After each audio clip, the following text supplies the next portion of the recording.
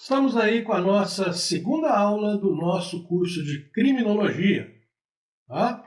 Bom, se você chegou aqui pela primeira vez, meu nome é Marcelo Tomanic, sou professor, tá? E peço para você me seguir lá no Instagram, ou Instagram mesmo, tá? Me siga lá para você ficar por dentro das novidades aqui do canal. Apesar de que eu não sou assim uma pessoa muito ativa no Instagram, mas eu sempre coloco atualizações do que precisa ali, como por exemplo, novas aulas lançadas aqui no canal. E lá também, se você quiser, você pode me xingar com mais privacidade do que aqui nos comentários do canal do YouTube, ok? Bom, antes de mais nada, antes de começar, o objetivo deste canal é conseguir monetização para ajudar no abrigo de animais Ao Miau na cidade de Betim. Esse abrigo de animais é mantido por mim e minha esposa. Contamos agora com 25 animais abandonados e os adjacentes, né, que visitam aqui o abrigo e são alimentados por nós também, mas não moram por aqui. Eles não quiseram ficar por aqui com a gente, tá? Então, para isso, eu peço aí para você que inscreva-se no canal, compartilhe esse vídeo, deixe sua curtida, e o Bento aí está mostrando para vocês, né? O Bento é um dos novatos aqui no nosso abrigo, tá? E chega de mendigagem, vou mendigar mais ao longo do vídeo, né? A nossa segunda aula, então, se você não assistiu a primeira, já está disponível desde a semana passada, não sei que semana é essa que você está vendo o vídeo, mas ela está aí, tá? Então, hoje nós vamos estudar o crime e a pessoa do criminoso. Como a gente viu na aula anterior, né, o que acontecia? O objeto de estudo da criminologia era, primeiro, o crime e o criminoso, ou o delinquente, né? As bases disso aí eram defendidas por duas escolas, a escola clássica e positiva, eram as bases iniciais do estudo da criminologia. E nós vamos chegar aí numa aula que nós vamos estudar detalhadamente essas escolas. Porém, o tempo foi passando, as coisas foram mudando, a criminologia evoluindo, e o objeto de estudo foi se tornando mais abrangente, né? Ele não se modificou, ele foi se tornando mais abrangente. Então, o crime hoje é visto como um fenômeno social complexo, né? Ele decorre de uma combinação de fatores aí, tá bom? Ambientais, um monte de coisa, né? O crime ou o delito, certo? E ele resulta num ato reprovável, não necessariamente tipificado como crime num primeiro momento, ok? Bom, o conceito inicial de crime, né? Ele é um fenômeno social que configura-se, né, isso aí inicialmente, como é estudado pela criminologia, ele era um fenômeno social, não um problema complexo, que era proveniente de uma combinação de fatores. Tem muitos fatores aí que causam, né, o crime e a criminalidade, certo? Muito bem. O crime, né, como fenômeno social, como eu disse para vocês, ele resulta, né, de fatores sociais, psicológicos, individuais, né? Você não sabe lá como é que é a vida da pessoa, né? Deixa eu ver se está aparecendo individuais atrás da minha cabeça aí, ó. Individuais, tá? O crime resulta de fatores sociais, psicológicos e individuais, tá? E, né? O que acontece? Ele teria que ter uma relevância comunitária, tá? Ou seja, ele tem que afetar a coletividade, tem que afetar a comunidade onde as pessoas estão inseridas, certo? Se o crime for um fato isolado ali, por exemplo, ele já nem pode ser classificado dessa forma, tá bom? Muito bem. Nem todo comportamento reprovável é crime, certo? E isso é uma coisa que pode mudar ao longo do tempo. Eu, por exemplo, sou protetor de animais. Até algum tempo atrás, abandonar um cachorro na rua, apesar de ser tipificado no Código Penal, não era uma conduta assim que causasse tanta indignação igual causa hoje. Graças a Deus, né? Graças a Deus as pessoas estão se indignando com isso. Mas nem todo comportamento reprovável é crime. O adultério, hoje, por exemplo, ele não é um crime. Já foi tipificado no Código Penal. O adultério, ele é reprovável? Para mim é, para outros não. Mas ele não é uma conduta criminosa, tá? Então, nem todo comportamento ele vai ser tipificado penalmente, ok? Muito bem. Já que nós estamos falando disso, né? A gente tem aí a chamada criminalização, certo? que é o processo pelo qual a sociedade vai escolher, vai indicar aí os comportamentos, as condutas que ela vai reprovar e às vezes vai até tipificar como crime, certo? Então isso aí, a sua própria sociedade, tem que fazer um slide melhor, né? A própria sociedade, ela seleciona condutas e indivíduos para punição. Por exemplo, alguns crimes aqui no Brasil não são crimes em outros países e vice-versa, tá? Então você tem um tipo de criminalização que seria o quê? Você tem vários tipos de criminalização, né, que seria o quê? A escolha da sociedade do que ela vai punir, do que ela vai combater. E isso aí a gente vai ter 3 assim, estágios de criminalização. Tá? Então, no nosso primeiro caso, a gente tem a criminalização primária, que é a criação das leis penais, onde a sociedade escolhe o que vai ser tipificado como crime. Corresponde, então, ali à criação, né, do conjunto de leis ou do Código Penal, tá? Como a gente tem no Brasil hoje, chega de falar, nossa, eu estou falando tá demais, tá? Tá, não tá? Tá horrível, né? Nossa, tem que parar com esse vício de falar tá, né? No meio da aula. Além do tá, tem o né também. Vou fazer um rap do tá, né ou né tá. Então a criminalização primária, ela é então a situação em que se criam o conjunto de códigos, né, de leis, em que você vai ter ali descritos quais são os comportamentos reprováveis, os comportamentos criminalizados e como eles vão ser punidos. Falar nisso, né, em punição, a gente já chega então na criminalização secundária. Aqui é a punição? Ainda não. Aqui é a aplicação da lei. Então você, na criminalização primária, você criou a lei, você tipificou as condutas, você falou o que é que vai ser reprovável ou não vai. Então agora na secundária você vai aplicar tudo aquilo que foi criado na criminalização primária. Aí entra a polícia, né, que vai combater e investigar o crime, o Ministério Público, que vai... Eu vou ter que fazer isso aqui agora o slide inteiro, né? Quando a cabeça não pensa, o corpo padece.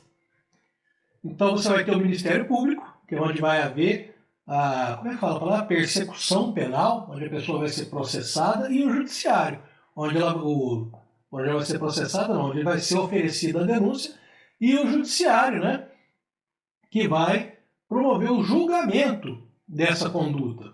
Às vezes a pessoa pode ser condenada, pode ser absolvida. E a criminalização terciária, que é onde vem realmente a punição, que é a execução penal, onde a pessoa vai para o sistema prisional. Ali ela vai cumprir a sua pena de acordo com o Código de Processo Penal, o Código Penal, a Lei de Execuções Penais e mais um monte de coisa que eu não entendo, porque eu não sou formado em Direito. Tá? Bom, como eu disse para vocês, a criminologia ela é uma ciência que ela está em constante evolução. Então, depois daquelas primeiras ideias de criminalização, né, a gente já tem aí teorias que mudam um pouco a maneira como a gente olha, né, essa criminalização, o criminoso, etc. Que são teorias. Então, a primeira e mais conhecida é a teoria do etiquetamento ou labeling approach. Certo? A teoria do labeling approach ela muda exatamente o direcionamento, o olhar da criminologia, né, ampliando o seu estudo, né, e rotulando determinados indivíduos não como criminosos, mas como desviantes, certo? Então o desvio vai ser um rótulo imposto socialmente. O que é um desvio? São vários comportamentos, né, reprováveis, alguns dos quais são criminosos. Então a pessoa que incorre naquele comportamento é um desviante, uma pessoa alcoólatra, por exemplo. O alcoolismo é uma doença, mas é um comportamento reprovável, tá? Ele é um desviante, ele é um ato reprovado pela sociedade. Porém, nem sempre é criminal. Tá? Ele é artificialmente criado pela sociedade e é exercido sobre ele um controle social. Então, lá, nem todo ato é naturalmente criminoso. Tá? Você ficar bêbado na rua não é criminoso, é um ato reprovável. Tá? Você pode cometer crimes devido ao fato de estar embriagado. Certo? E nesse caso do labeling approach, a gente tem, né, a ênfase na atuação do controle social. O que é o controle social? Seria a polícia, seria o Ministério Público, né? Esses são os controles formais. E tem os informais também, né, que seria grupos de pessoas, grupos religiosos, né, associações, aí, etc. Tá? Muito bem. criminoso ou o desviante. Quem é esta pessoa? É o autor do ato ou do comportamento delituoso ou criminoso ou do desvio, tá? Como eu disse para vocês, em virtude da teoria do etiquetamento, ele recebe o nome de desviante, que seria em um sentido mais amplo, tá? Então, você tem aí que esse indivíduo é rotulado como agente do comportamento desviante. Então, seria o autor do delito, tá? Ele, depois dessa teoria, passa a ser visto como desviante. Eu vou até desviar a minha cabeça, porque o desviante mental aqui não fez um slide decente dessa vez, né? Mas eu prometo que na aula 3 eu vou fazer um slide mais bonitinho aqui, tá bom? Mais pensado no conforto visual de todos vocês, certo? E para isso aí a gente tem várias classificações que explicam esse comportamento criminoso.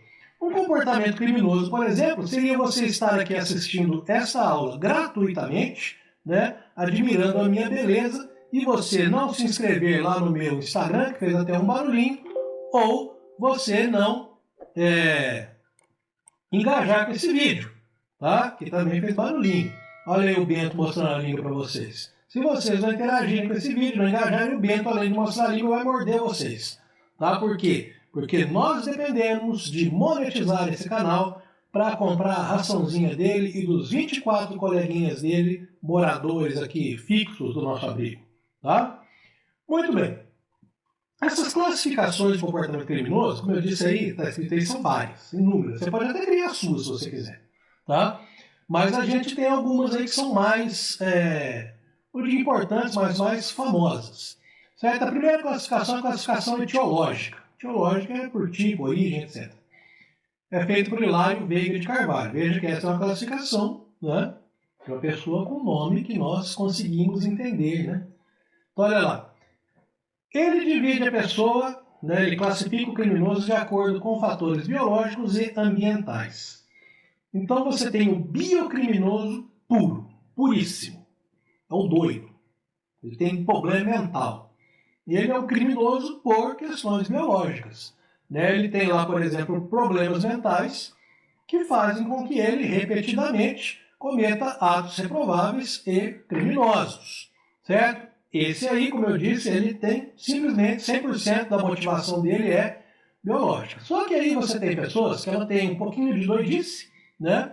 E também pessoas que estão inseridas num ambiente propício à criminalidade, que no nosso país, infelizmente, é enorme. Tá? Basta você passear por qualquer cidade grande que você vê muitos ambientes propícios à criminalidade. O biocriminoso preponderante, como o nome está dizendo aí, preponderante, ou seja, sobressai, né? Ele é o biocriminoso que a maior parte das ações dele é explicada por fatores biológicos, porém existe uma contribuição dos fatores ambientais. Fala, ó, biologia maior que ambiente. Olha aqui, o negócio aqui é diferente. Certo? Aí você passa a ter o biomesocriminoso. Meso, né, é uma palavra aí que vem do latim, significa meio. Certo? Então, biomesocriminoso, ele tem exatamente a mesma proporção, exatamente não, é uma proporção equivalente, tá? Muito próxima, de fatores biológicos e fatores ambientais. O cara já tem desvios mentais que levam ele a cometer crime, né? E você tem aí também o meio, né? Que ele está inserido ali, que é propício ao cometimento da criminalidade, certo? Continuando nessa classificação, você tem o mesocriminoso preponderante. Se você fizer analogia com o biocriminoso preponderante, olha lá, o fator ambiental ele é mais forte do que o fator biológico. Tá? Ou seja, o cara ele não tem tanto problema mental. Ele tem um desvio de caráter, alguma coisa assim, mas o ambiente que ele está inserido é que faz com que ele se torne um criminoso. Então ele é o mesocriminoso preponderante. Meso de meio, tá? Preponderante. O meio prevalece sobre outros fatores. E você tem o mesocriminoso puro, que também é chamado de pseudocriminoso. Ele tem apenas fatores ambientais. O lugar que ele vive, né, é propício à criminalidade. Então, por exemplo, uma pessoa que vive numa comunidade aí, em que o Estado, né, ele não dá atenção nenhuma, em que a pessoa não tem acesso à educação, não tem acesso à saúde, não tem acesso ao emprego, não tem acesso a nada, o cara tem que se virar, tá? E ele vai se virar como? Da maneira que ele consegue, infelizmente, cometendo crimes. O biocriminoso puro ele também é considerado um pseudo-criminoso, tá? Por quê? Porque ele é inimputável. O cara, quando ele tem problema mental, ele não responde criminalmente, certo? Ele é inimputável legalmente. E o mesocriminoso puro, né? Porque ele não tem outra opção. Ele, infelizmente, em uma situação extrema, ele é obrigado a cometer o crime. Certo? Não é, quer dizer que ele vai ser um homicida, alguma coisa. Ele vai ser um cara que vai furtar comida, por exemplo. Tá? Uma outra classificação, né? Ou melhor, além da classificação, antes de chegar na outra classificação, houve a imputabilidade, que eu já comentei com vocês, e a reincidência. Né? Então, olha lá, os pseudocriminosos não têm responsabilidade penal. Já disse para vocês. O biocriminoso puro é porque tem problema mental e o mesocriminoso puro é porque ele não tem outra opção na vida que não seja cometer um crime. Tá? Só que você tem outras classificações que avaliam o risco do cara reincidir no crime. Então você tem aí, por exemplo, o biocriminoso preponderante, ele é de... Essa tabela ficou horrível, né? Difícil correção. Tá? Tá, biocriminoso preponderante, a correção dele é difícil. Reincidência, potencial. Se você der bobeira, ele vai cometer o crime de novo. No biomesocriminoso, você tem, né, a possibilidade de correção. O cara vai cumprir a pena, vai sair, já vi casos assim, o cara vai sair dali, vai ser reinserido na sociedade, vai levar a vida dele numa boa, e a reincidência é ocasional. Pode ser que sim, pode ser que não. A maioria das vezes, pela minha experiência, é não. Tá? Tem exemplos aí de traficantes, de homicidas que eu conheci pessoalmente, que conviveram comigo, prestaram serviço na delegacia onde eu trabalho, todos eles cumpriram suas penas, estão aí hoje empregados, inseridos na sociedade, nem pensam em cometer crime de novo. E o mesocriminoso, que é o do meio ambiente, a correção dele é esperada. Você vai punir esse cara, ele vai punir, que eu falo, é colocar na cadeia, pode ser uma pena alternativa, uma pena educativa, ele vai largar essa vida de crime dele. E a reincidência dele vai ser casos, mas muito difíceis. Por quê? Porque dentro da correção você espera tirar ele também daquele ambiente que favorece, né, o cometimento de crimes. Ok? Bom, outra classificação, né, do nosso famosíssimo Cesare Lombroso, que nós já falamos sobre ele, e vamos falar de novo ainda aqui nesse nosso curso, ele classifica os caras de uma outra maneira diferente. Ele classifica criminoso nato. O cara nasceu para ser bandido. Tá? Lombroso hoje é uma coisa ultrapassada, mas a classificação dele ainda é importante.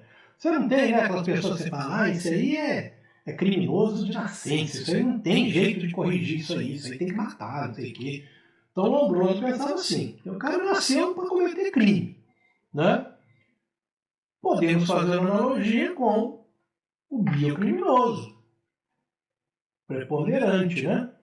Que ele tem problemas mentais, faz ele cometer crime. Mas ele nasceu criminoso? Não, ele nasceu com a condição que o leva a cometer crimes. Você tem o criminoso louco, psicopata, doidaço, tá? Ele tem, assim, um acometimento, um surto lá que leva a cometer crimes, né? Você tem o criminoso por ocasião, que é o sem vergonha que aproveita a oportunidade. Né? Vocês já ouviram falar aquele ditado, a ocasião faz o ladrão, né? Só que Machado de Assis dizia não. A ocasião faz o roubo, o ladrão já nasce feito. Ele concordava com o Lombroso, nesse caso, todo criminoso nato. Joaquim Maria Machado de Assis, maior escritor da língua portuguesa. E o criminoso por paixão. Tem pessoas que adoram cometer crimes. Pessoas que sentem prazer cometendo crimes. Pessoas que têm, assim, prazer mesmo. Geralmente os candidatam a cargos políticos, né? E geralmente são eleitos. Última classificação. Classificação de Alexandre Lacassagne. Isso é francês, não sei falar não. Não sei falar nem português.